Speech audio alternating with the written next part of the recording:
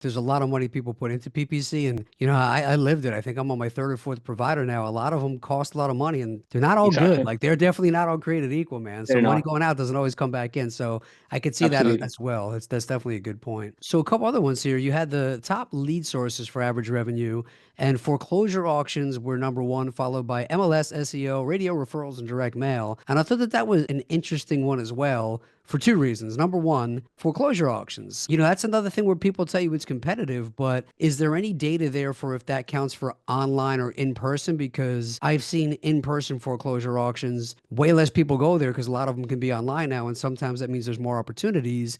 And number two, everybody tells you the MLS is dead, you can't get any deals there, and it's popping up as your number two lead source on there. So Right. talk a little bit about that data. Yeah, so again, that number is higher because generally when you're buying stuff from foreclosure auction, whether it's in person or online, or you're buying stuff from MLS, generally you're flipping those houses. So just by default, your margin will be higher because your exit is flipping on those properties. I used to buy a lot of properties from in-person foreclosure auction, and then we would buy them. When I was buying them, other investors that they were buying them, they weren't wholesaling. They were taking them down, flipping them. So just because of the nature of the exit, the margin will be higher. So that's why you see foreclosure auction. Like we know a company based out of Chicago, Cook County, not exactly Chicago. They're buying a ton of houses from foreclosure auction and they're flipping those houses. So their margins are higher. People that are buying from MLS, same thing. Their exit intent is to flip, and just by default, flip generally tends to have higher profit margin than it would if you were wholesaling that property. And if you're buying something from MLS, there's a really less chance of you wholesaling that property. So you're going to have to take it down. We buy property from MLS